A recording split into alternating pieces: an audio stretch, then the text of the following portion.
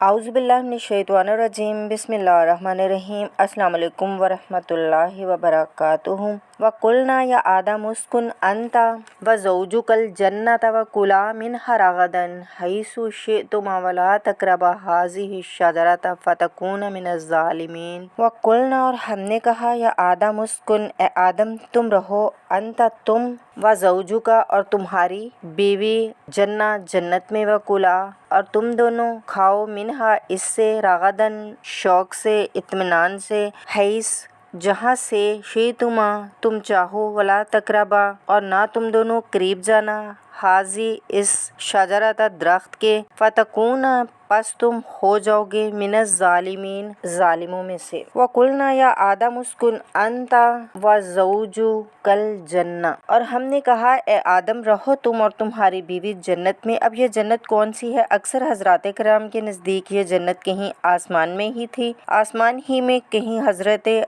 आदम की तख्लीक हुई। अलबत्ता ये सब मानते हैं कि एक वो जन्नतुल फ़िरदौस जो है, जिसमें जाने के बाद वापस निकलने का कोई इम्कान नहीं है। ये वो जन्नत नहीं है जिसमें कि आखिरत में लोगों को जाकर दाखिल होना है, उसमें दाखिल होने वालों के निकलने का कोई इम्कान नहीं। एक राय ये भी है, मेरा रुझान इस राय की तरफ है, तख्लीक आदम इसी ज़मीन पर हुई है। वो तख्लीक जिन मराहिल से गुजरी है वो एक अलहदा मसला है। बायोलॉजी और वही दोनों इस पर मुत्तफिक हैं कि मिट्टी से, करंट ऑफ द अर्थ से इंसान बना है, इस पर इत्तफाक है। कुरान का भी और बायोलॉजी का भी, जदीद इल्मुल हैवानात का भी।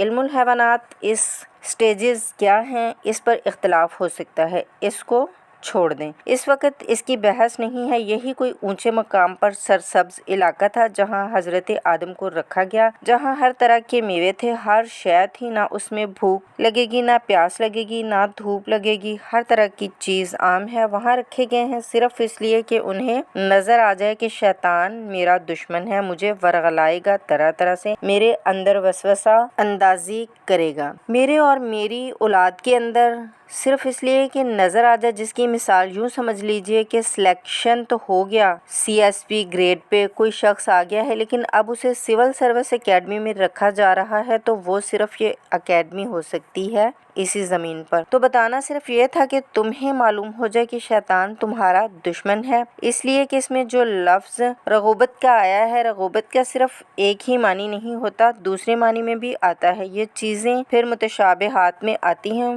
वल्लाह आलम ये चीज़ें फिर मुतशाबिहात में ही रहेंगी, इसलिए इनके बारे में एक राय, दूसरी राय, इसके लिए ज़हन से, अकल से बात करके एक या दूसरी राय इख्तियार कर सकते हैं। वक़ुल्ना या आदम उस्कुन अंता व ज़ौजुकल जन्नता, और हमने कहा, रहो ए आदम तुम भी और तुम्हारी बीवी भी बाग में, अल जन्ना इस बाग में, गोया के इशारा किया जा रहा है। वकुला मिन्हा रगदन हैसु शीतुमा, और खाओ उसमें से बाफरागत जहाँ से चाहो, हर तरह का फल है खाओ। वला तक़रबा हाज़िहि शजरा, यहाँ पे उस दरख्त का नाम नहीं लिया गया, इशारा उस दरख्त के करीब मत जाना। फ़तकूना मिनज़ ज़ालिमीन, तो तुम जालिमों में से हो जाओगे, तुम हद से गुजरने वालों में से हो जाओगे। अब इसकी भी हिकमत समझिए, चूँकि डेमोसिक्रेशन करानी है तुम्हें किसी चीज़ से। हज़ार चीज़ें हैं दुनिया में हलाल और चंद चीज़ें हराम हैं पीने की, तो अगर तुम हज़ार हलाल चीज़ें छोड़कर चंद हराम चीज़ें पीते हो तो ये तुम्हारा इख्तियार हुआ, जबकि अल्लाह ने हलाल का दायरा बहुत वसी रखा हुआ है, जिससे चाहो। चंद रिश्ते हैं जो बयान कर दिए गए हैं, ये हराम हैं, महरमात हैं, जिनसे शादी नहीं हो सकती। बाकी दुनिया में किसी मुसलमान औरत से या औरत किसी मुसलमान मर्द से शादी कर सकते हैं, चाहे वो दुनिया के किसी भी कोने में हो। करो शादी, ऑप्शंस हैं आपके लिए खुले हुए, लेकिन फिर भी इंसान शादी ना करे, ज़ना करे, तो ये गोया उसकी अपनी खबासत है नफ्स की। मर्द एक नहीं, दो दो, तीन तीन, चार चार शादियां करे, इजाज़त है तुम्हें। तो इस एतबार से मुबाह है, ये पूरा बाग तुम्हारे लिए मुबाह है। बस एक दरख्त है, उसके पास ना जाना, और दरख्त का नाम लेने की कोई ज़रूरत नहीं। तो आजमाइश थी, सिर्फ एक आजमाइश, और उसकी डेमोक्रेशन। फ़अज़ल्लहुमा शैतानु अन्हा फ़अख़रजहुमा मिम्मा काना फ़ीही वक़ुलना अहबितू बाज़ुकुम लिबाज़िन अदुव्वुम वलकुम फ़िल अर्ज़ि मुस्तक़र्रुम व मताउन इला हीन। फ़अज़ल्लहुमा, پس ان دونوں کو بہکایا یا پھسلایا شیطان نے، انہا اس سے، فاخرجہما پس ان دونوں کو نکلوا دیا، منہا اس سے، کانا تھے، فیہا اس میں، وقلنا اور ہم نے کہا، اہبتو اتر جاؤ، بعضکم تم میں سے بعض، لبعضن بعض کے لیے، عدون دشمن ہو، فلاکم تمہارے لیے، فی الارض زمین میں، مستقرن ٹھکانہ ہے، ومتاع نفع ہے، الی حین ایک وقت تک۔ فَأَزَلَّهُمَا الشَّيْطَانُ عَنْہَا تو پھسلا دیا ان دونوں کو شیطان نے اس درخت کے بارے میں۔ اب وہ کس کس طریقے سے پھسلایا، یہ بھی جیسا کہ میں نے عرض کیا 6 مرتبہ چونکہ یہ قصہ آ چکا ہے، اس کی آپ کو سورۃ طٰہٰ میں تفصیل ملے گی کس کس طریقے سے پھسلایا اور اس بات کے لیے تیار کیا۔ فَأَخْرَجَهُمَا مِمَّا كَانَ فِيهِ تو نکلوا دیا ان دونوں کو اس کیفیت میں سے جس میں کہ وہ تھے، وہ کیفیت جس میں کوئی محنت ہے، نہ مشقت ہے، اور انسان کو ہر طرح کا اچھے سے اچھا پھل مل رہا ہے، تمام ضروریات فراہم ہیں، خاص کوئی جنت ہے کہ جس کا لباس بھی عطا کیا گیا ہے۔ لیکن ان کیفیات سے اب نکال کر اب جیسے کہیں گے بیٹر فیکٹس آف لائف، اچھا اب جاؤ، یہ ڈیمو کرپشن کرنی تھی، ہو گئی، شیطان تمہارا دشمن ہے، تمہارا اور تمہاری نسل کا، شیطان لعین، اور وہ تمہیں پھسلائے گا جیسے آج پھسلایا، تم آگاہ رہنا اس کی شرارتوں سے، یہ شیطان تمہارا دشمن ہے، اسے اپنا دشمن ہی سمجھو۔ لیکن یہ ہے کہ کچھ لوگ اگر اسے دوست بنائیں، اس کے ایجنٹ بن جائیں، اس کے کارندے بن جائیں، یہ ان کی اپنی چوائس ہے، اس کی سزا انہیں ملے گی۔ فَأَخْرَجَهُمَا مِمَّا كَانَ فِيهِ وَقُلْنَا اهْبِطُوا بَعْضُكُمْ لِبَعْضٍ عَدُوٌّ اور ہم نے کہا اترو تم سب ایک دوسرے کے دشمن ہو گئے۔ اب چونکہ یہ جمع کا صیغہ آیا ہے کہ ایک دوسرے کے دشمن ہو گئے، اور ایک دشمنی تو شیطان اور آدم اور ذریات آدم کی ہے، ایک اور دشمنی ہوئی ہے جو انسان میں مرد اور عورت کے معاملے میں ہے۔ عورت بھی پھسلاتی ہے، غلط راستے پر ڈالتی ہے، مرد عورتوں کو گمراہ کرتے ہیں، عورتیں مردوں کو گمراہ کرتی ہیں۔ قرآن مجید میں کہا گیا ہے، اے اہل ایمان چوکنے رہو، چوکس رہو، تمہاری بیویوں اور اولاد میں سے تمہارے دشمن ہیں، بچ کر رہو، کیپ الرٹ، کہیں ان کی محبت تمہیں راہ حق سے منحرف نہ کر دے۔ تم ایک اچھا کام کرنا چاہتے ہو، بیوی رکاوٹ بن گئی، بیوی کوئی اچھا کام کرنا چاہتی ہے، شوہر رکاوٹ بن گیا، تو یہ محبت نہیں ہے، یہ عداوت ہے۔ اس حوالے سے بعضکم لبعض عدو ولکم فی الارض مستقر ومتاع الی حین اور تمہارے لیے زمین میں مستقل ٹھکانہ ہے، متاع ہے، ضرورت کی چیزیں ہیں، کھانے پینے کی سب کچھ ہے، ہم نے فراہم کر دی ہیں، الی حین لیکن ایک وقت معین کے لیے، یہ ابدی نہیں ہے، وقت آئے گا یہ بساط ہم لپیٹ دیں گے، جس دن کہ ہم تمام فضاؤں کو، تمام خلاؤں کو، تمام آسمانوں کو ایسے لپیٹ دیں گے جیسے کتابوں کو لپیٹ دیا جاتا ہے۔ ایک وقت آئے گا، یہ تخلیق عارضی ہے، مستقل نہیں۔ فَتَلَقَّىٰ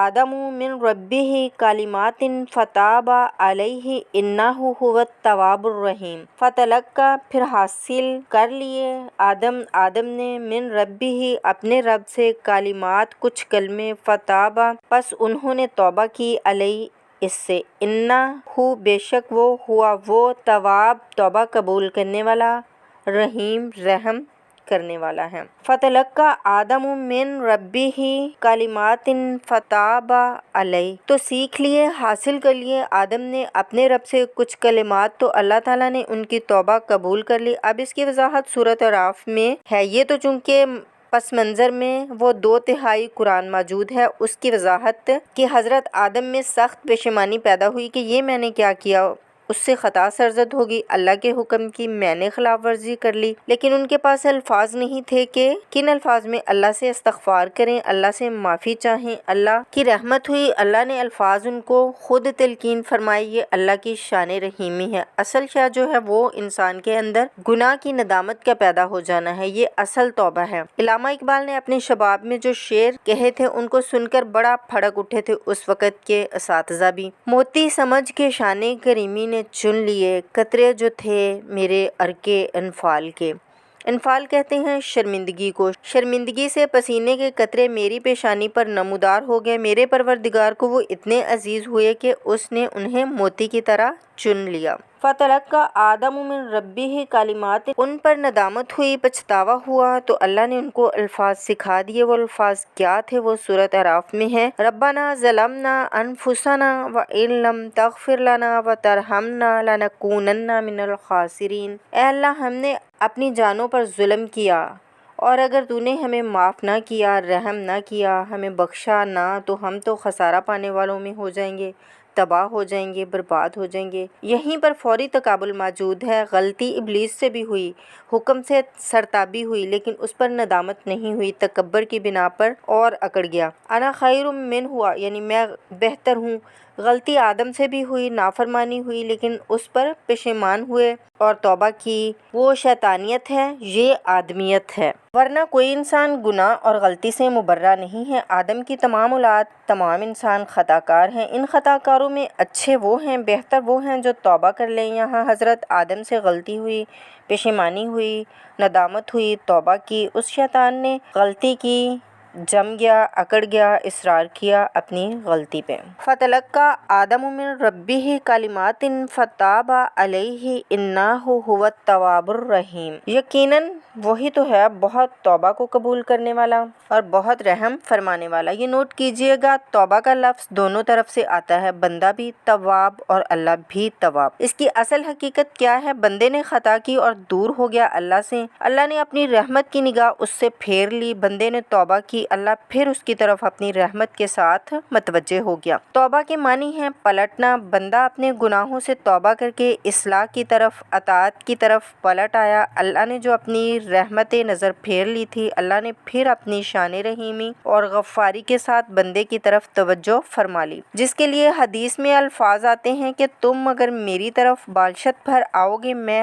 ہاتھ بھر آؤں گا، تم اگر چل کر آؤ گے، میں دوڑ کر آؤں گا۔ ہم تو مائل بے کرم ہیں، کوئی سائل ہی نہیں، راہ دکھلائیں کسے؟ وہ تو تواب ہے۔ اس میں مشورت ہے، تابہ بندے کے لیے ہوگا تو الہ ہوگا، تابہ الہ انی کنتو علیک، اور جب اللہ کی طرف سے ہوگا تابہ علیہ، وہ اعلیٰ ہوگا۔ اس پر توجہ کی، یعنی اللہ کی بلند شان ہے تو انسان توبہ کرتا ہے تو اس کی طرف توبہ کرتا ہے۔ اللہ کی شان کیا ہے؟ وہ توبہ کرتا ہے بندے پر۔ الا فتاب علیہ انہ هو التواب الرحیم۔ قلنا اہبطوا منہا جمیعا فاما یاتینکم منی ھدی فمن تبع ھدای فلا خوف علیہم ولا ھم یحزنون۔ قلنا، ہم نے کہا، اہبطوا اتر جاؤ، منہا یہاں سے، جمیعا سب، فاما پس اگر، یاتینکم پہنچے تم تک، منی میری طرف سے، ھدی ہدایت، فمن پس جس نے، تبع پیروی کی، ھدای میری ہدایت کی، فلا خوف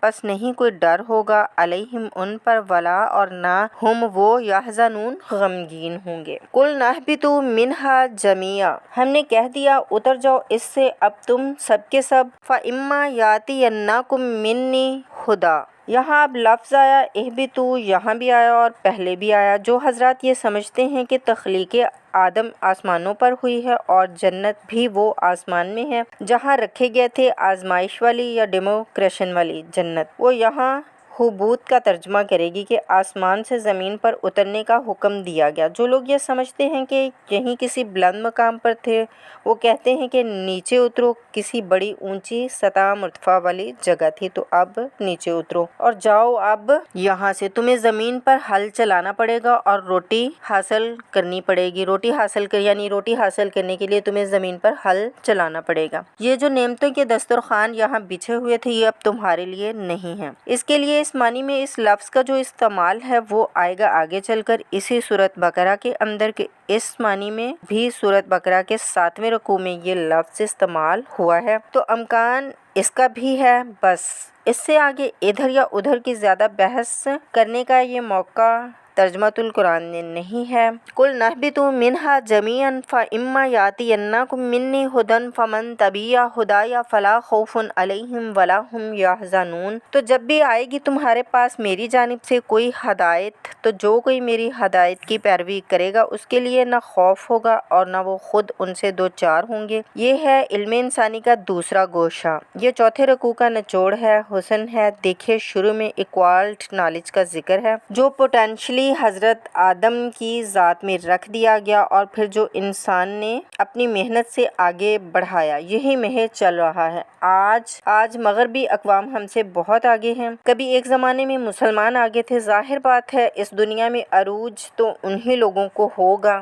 جو ان چیزوں میں زیادہ آگے ہوں گے اور اس کی زیادہ آگاہی ہوگی ان کو۔ البتہ ایک علم وہ ہے جو آسمان سے نازل ہوتا ہے، یہ گیون ہے، وہی ہے جو اللہ کی طرف سے ملتی ہے۔ قُلْ اهْبِطُوا مِنْهَا جَمِيعًا فَإِمَّا يَأْتِيَنَّكُم مِّنِّي هُدًى فَمَن تَبِعَ هُدَايَ فَلَا خَوْفٌ عَلَيْهِمْ وَلَا هُمْ يَحْزَنُونَ۔ تمہارے مقام خلافت کا تقاضا یہ ہے جو احکامات ہم بھیجیں، جو ہدایات ہم بھیجیں، پورے طریقے سے اس کی پیروی کرو۔ فَمَن تَبِعَ هُدَايَ، جو کوئی میری ہدایت کی پیروی کرے گا، فَلَا خَوْفٌ عَلَيْهِمْ وَلَا هُمْ يَحْزَنُونَ، ان پر نہ خوف ہوگا نہ ڈر ہوگا۔ وَالَّذِينَ كَفَرُوا وَكَذَّبُوا بِآيَاتِنَا أُولَٰئِكَ أَصْحَابُ النَّارِ هُمْ فِيهَا خَالِدُونَ۔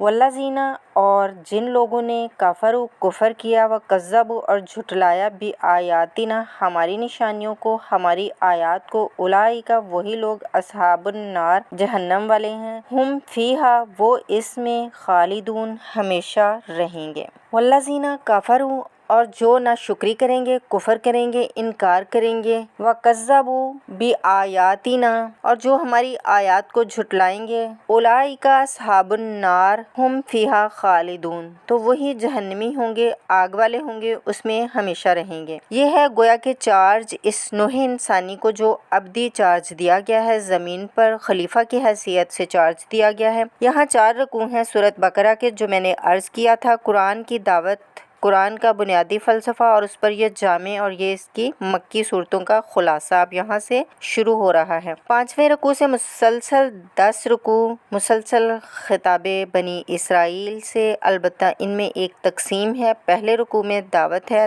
دعوت جب ہوتی ہے تو آمادہ کرنا، ترغیب دینا، دلجوئی کرنا، نرمی، ترمیم، یہ دعوت کے لازمی اجزاء ہیں، اس کے بغیر دعوت مؤثر نہیں ہوتی۔ لہٰذا ان 7 آیات میں یوں سمجھیے کہ ان 10 رکوعوں کے لیے بمنزلہ فاتحہ ہے۔ جیسے سورۃ فاتحہ 7 آیتوں کی ہے، ایسے ہی اس دعوت سابقہ امت مسلمہ کو دعوت دی جا رہی ہے۔ تو کس طرح دی جا رہی ہے؟ یہ کون تھے؟ یہودی مسلمان ہی تو تھے، کافر تو ہو گئے حضور کا انکار کر کے، ورنہ وہ موسیٰ کے ماننے والے ہیں، شریعت ان کے پاس ہے، بڑے بڑے علماء ہیں، ان میں علم کا چرچا، ان میں سب کچھ تھا، ان کو دعوت دی جا رہی ہے۔ لیکن میں اس لیے آپ سب کے لیے چاہتی ہوں، توجہ دلا رہی ہوں، آج اگر مسلمانوں میں جو غافل ہو گئے ہیں، اپنی حقیقت کو بھول گئے ہیں، اپنے فرض منصبی سے غافل ہو گئے ہیں، دنیا کی اور قوموں کی طرح قوم بن کے رہ گئے ہیں، اور اگر کوئی ایک جماعت یا فرد یا دہائی گروہ کھڑا ہو اس سے جماعت بنے، تو ظاہر بات ہے تو اسے سب سے پہلے اسی امت کو دعوت دینی پڑے گی، اس لیے کہ دنیا تو پہچانیں گی اسلام کو اس امت کے حوالے سے۔ پہلے یہ تو ٹھیک ہوں، یہ کہیں پر صحیح اسلام کا نمونہ پیش کریں تو دنیا کو دعوت دے سکو گے، آؤ دیکھو یہ ہے اسلام۔ اس لیے ان کو جو دعوت دینے کا اسلوب ہونا چاہیے وہ عکس ہوگا اس اسلوب کا جو ان 7 آیات میں ہمارے سامنے آتی ہیں۔ یا بنی اسرائیل اذکروا نعمتی التی انعمت علیکم واوفوا بعہدی اوفی بعہدکم وایای فارہبون۔ یا بنی اسرائیل اذکروا، اے بنی اسرائیل یاد کرو، نعمتی التی، اس نعمت کو، احسان کو، جو کہ انعمت، میں نے بخشی، علیکم، تم پر، واوفوا، اور پورا کرو، بعہدی، میرا وعدہ، اوفی، میں پورا کروں گا، بعہدکم، تمہارا وعدہ، وایای، اور مجھ ہی سے، فارہبون، پس ڈرو۔ یا بنی اسرائیل اذکروا نعمتی التی انعمت علیکم، اے بنی اسرائیل، اسرائیل کو سمجھ لیجئے، یہ مرکب لفظ ہے، اسی سے اسیر بنا ہے۔ اسیر جو کسی کا قیدی ہوتا ہے، ایل عبرانی میں اللہ کے لیے ہے، اور اسرائیل کا ترجمہ ہے اب عبداللہ، اللہ کا غلام، اللہ کے ساتھ بندھا ہوا، اس کی اطاعت کے تلادے کے اندر۔ یہ اسرائیل یہ لقب ہے حضرت یعقوب علیہ السلام کا، ان کے 12 بیٹے تھے، 12 بیٹوں سے جو نسل چلی وہ بنی اسرائیل ہے، انہی میں حضرت موسیٰ ہوئے اور تورات ان کو دی گئی۔ پھر یہ ایک بہت بڑی उम्मत हैं। इन पर 4 अदवार आ चुके थे कुरान मजीद के। हजूर के वक्त में 2 मरतबा अल्लाह की रहमत की बारिशें हुई, इन्हें अरूज नसीब हुआ। 2 मरतबा इनको दुनिया परस्ती, शहवत परस्ती, अल्लाह के अहकाम को पसे पश्त डाल देने की सज़ा में अजाब के कोड़े इन पर बरसे। इसका जिक्र आएगा सूरह बनी इसराइल के पहले रुकू में। इस वक्त जबकि कुरान नाजिल हो रहा है, इस वक्त वो अपने उस ज़वाल के दौर में थे। हाल ये था कि हजूर सल्लल्लाहु अलैहि वसल्लम की बासत से पहले ही सेकंड टेम्पल भी शहीद किया जा चुका था, गिराया जा चुका था। हज़रत सलमान ने जो बनाया था हैकले सलमानी, जिसे ये फर्स्ट टेम्पल कहते, उसे डेमोकंजी ने गिरा दिया था हज़रत मसीह से भी कई सौ साल पहले। लेकिन इसके बाद फिर ये रोमन में सन 70 ईस्वी में हजूर की वलादत से 500 बरस पहले इनका ये हैकल तबाह बर्बाद हुआ। उसमें लोगों को कत्ल किया गया, कत्ले आम हुआ और सेकंड टेम्पल जो है वो भी गिरा दिया गया। अब तक गिरा पड़ा हुआ है, सिर्फ एक वेलिंग वॉल है जिसके पास जाकर यहूदी जो मातम कर लेते हैं, रोते हैं। और अब वो तुले हुए हैं अपना थर्ड टेम्पल बनाने के लिए। उसके नक्शे बन चुके हैं, सारी तैयारी हो चुकी है और हो सकता है कि इस वक्त तक अब तक बन चुका हूँ। लेकिन बहरहाल जिस वक़्त कुरान पाक नाज़िल हो रहा था, बहुत ही पस्ती में थे ये लोग। उसके बारे में फरमाया, ए बनी इसराइल, ज़रा याद करो मेरे उस इनाम को जो तुम पर हुआ। वो इनाम क्या है? मैंने तुम्हें अपनी किताब दी, नबूवत से सरफराज फरमाया, अपनी शरीयत तुम्हें अता फरमाई, तुम्हारे अंदर दाऊद और सलेमान जैसे बादशाह उठाए जो बादशाह भी थे और नबी भी थे। व औफू बि अहदी, और मेरे वादे को पूरा करो ताकि मैं भी अपने वादे को पूरा करूं। ये वादा है जो किताबे इस्तशना है जो है उनकी। उसके 18वें बाब की आयत नंबर 18 और 19 में हज़रत मूसा रज़ी अल्लाह ताला अन्हा से ख़िताब करके उसमें अल्लाह ने ये अल्फाज फरमाए, मैं इनके भाइयों में से तेरे मानिद एक नबी बर्पा करूँगा और उसके मुंह में अपना कलाम डालूंगा और वो वही कुछ बताएगा जो मैं उससे कहूँगा। ये गोया कि हज़रत मूसा अलैहिस्सलाम की उम्मत को बताया जा रहा था कि नबी आखिर ज़मा आएंगे और तुम्हें उन्हें कबूल करना है। कुरान मजीद में इसका बड़ा तफसीली ज़िक्र है, सूरत अराफ में आएगा इंशाल्लाह। लेकिन यहाँ फरमाया, व औफू बि अहदी ऊफ़ी बि अहदिकुम, तुम मेरा अहद पूरा करो, मेरे इस नबी को तस्लीम करो, उस पर ईमान लाओ, उसकी हर सदा पर लब्बैक कहो तो तुम्हारे लिए मेरे इनामो इकराम और बढ़ते चले जाएंगे। व इय्या फरहबून, और सिर्फ मुझसे डरो। व आमीनु बिमा अनज़लतु मुसद्दिकन लिमा माअकुम वला तकूनु अव्वला काफिरिन बिही वला तश्तरू बि आयाति सामनन कलीलन व इय्या फत्तकून। व आमीनु, और ईमान लो, बिमा उस पर, अनज़लतु जो कुछ मैंने नाजिल किया, मुसद्दिकन सच्चा बताने वाला, लिमा माअकुम इसमें जो कुछ तुम्हारे पास है, वला तकूनु और ना तुम हो जो अव्वला पहले, काफिरिन बिही इनकार करने वाले या काफिर बिही इसके, वा और ला तश्तरू ना तुम लो भी आयाती मेरी आयात की सामनन कीमत कलीला कम, व इया और ख़ास मुझ ही से, फत्तकून पस तुम डरो। व आमीनु बिमा अनज़लतु मुसद्दिकन लिमा माअकुम, और ईमान लाओ उस पर जो मैंने नाजिल किया है जो तुम्हारे पास तौरात है उसकी तस्दीक करते हुए आया है। इसके दो मानी हैं, एक तो कुरान पाक तस्दीक करता है तौरात की और अंजील की, और दूसरे ये कि कुरान पाक और मोहम्मद सल्लल्लाहु अलैहि वसल्लम उन पेशन गोइयों के मुस्दाक बनकर आए हैं जो तौरात में थे। वल्लाह वो पेशन गोइयाँ झूठी साबित होती। उनके मुस्दाक कौन है? कुरान और मोहम्मद सल्लल्लाहु अलैहि वसल्लम, ये दोनों मानी इसके हैं। व आमीनु बिमा अनज़लतु मुसद्दिकन लिमा माअकुम वला तकूनु अव्वला काफिरिन बिह, देखो तुम ही सबसे पहले उनका कुफर करने वाले ना बन जाओ। तुम्हें तो सब कुछ मालूम था, तुम तो मुंतज़िर थे, तुम तो आखिरी नबी के इंतज़ार में थे और उनके हवाले से दुआएं किया करते थे कि ए अल्लाह उस आखिरी नबी उस ज़मां के वास्ते से हमारी मदद फरमा, उन काफिरों के मुकाबले में हमारी फतह फरमा। ये आयत आगे चलकर इसी सूरत बकरा में ही आएगी। लेकिन अब तुम ही सबसे बढ़कर काफिर हो गए, तुम ही सबसे बढ़कर दुश्मन हो गए। वला तश्तरू बि आयाति सामनन कलीला, और देखो मेरी न आयात के इवज़ हकीर सी कीमत कबूल ना करो। ये आयाते इलाही हैं, इनको रद्द कर रहे हो किस लिए? हमारी मसनदें, हमारी हैसियत, हमारी चुदराहटें, कहीं इन पर कोई आँच ना आ जाए। हकीर सी चीज़ें हैं, ये सिर्फ इस दुनिया का सामान है, इसके सिवा कुछ नहीं। वला तश्तरू बि आयाति सामनन कलीलन व ایایا فتقون، اور صرف مجھ ہی سے تقوی اختیار کرو، میرا تقوی اختیار کرو۔ ولا تلبسوا الحق بالباطل ولا تکتموا الحق وانتم تعلمون، ولا تلبسوا الحق، اور نہ تم ملاؤ سچ کو، بالباطل جھوٹ کے ساتھ، وتکتموا، اور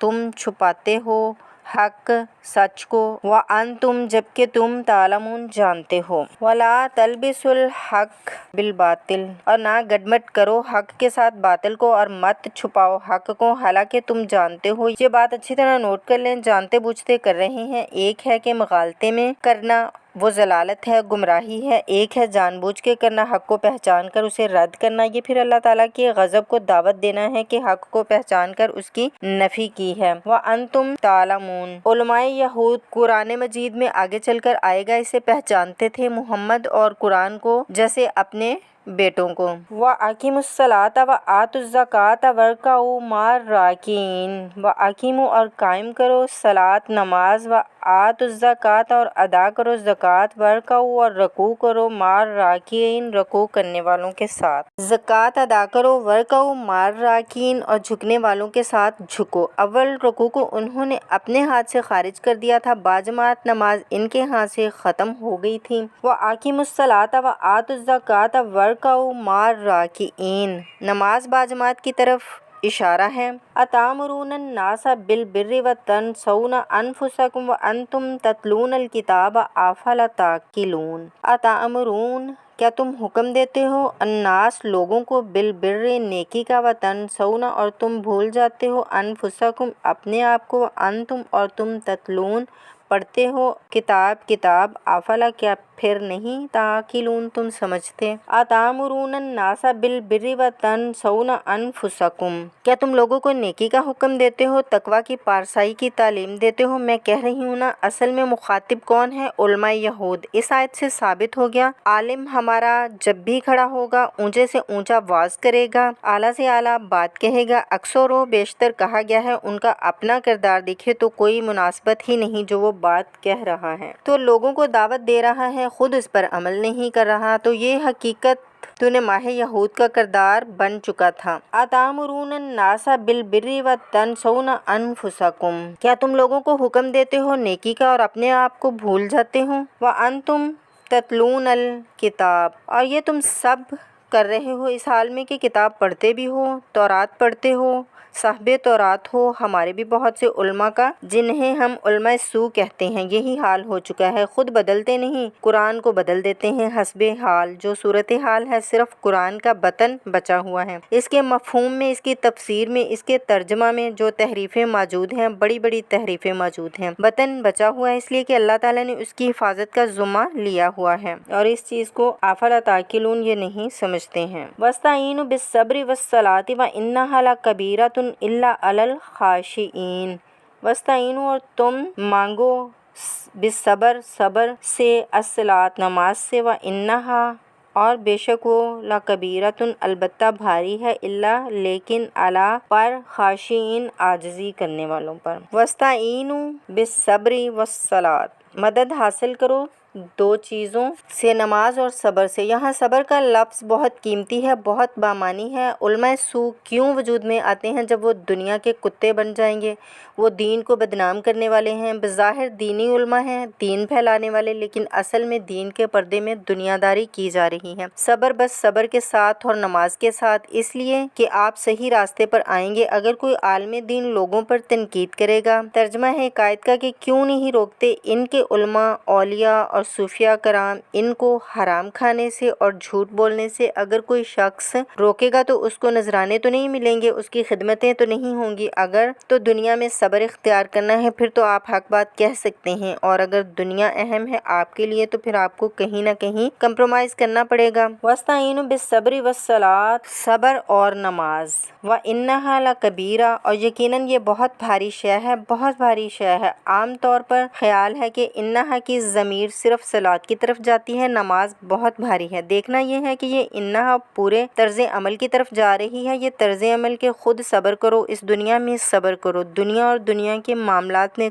کم سے کم پر قانع ہو جاؤ اور حق کا بول بالا کرنے کے لیے میدان میں آ جاؤ۔ یہ طرز عمل ہے اور اس پہ پھر نماز صلاۃ عباد الدین۔ وَإِنَّهَا لَكَبِيرَةٌ إِلَّا عَلَى الْخَاشِعِينَ، یقیناً یہ بہت بھاری چیز ہے اور یہ روش، یہ رویہ، یہ بھی بہت بھاری ہے اور نماز بھی بہت بھاری ہے، سوائے ان خشوع و خضوع رکھنے والوں کے لیے، ڈرنے والوں کے لیے، جن کے دل جھک گئے اللہ کے سامنے۔ الَّذِينَ يَظُنُّونَ أَنَّهُم مُّلَاقُو رَبِّهِمْ وَأَنَّهُمْ إِلَيْهِ راجعون۔ الَّذِينَ جو لوگ یظنون یقین رکھتے ہیں، انہم بے شک وہ ملاقو ملنے والے ہیں، ربہم اپنے رب سے، وانہم اور بے شک وہ الیہ اسی کی طرف راجعون لوٹنے والے ہیں۔ الَّذِينَ يَظُنُّونَ أَنَّهُم مُّلَاقُو رَبِّهِمْ، جنہیں یہ یقین ہے کہ انہیں اپنے رب سے ملاقات کرنی ہے، جیسا کہ میں نے شروع میں توجہ دلائی تھی۔ وَبِالْآخِرَةِ هُمْ يُوقِنُونَ، یہ ایمان بالآخرت ہے جو انسان سیدھا رکھتا ہے عمل کے میدان میں۔ وَإِنَّهُمْ إِلَيْهِ راجعون، اور جنہیں یہ یقین ہے کہ آخرکار اسی کی طرف ہمیں لوٹنا ہے۔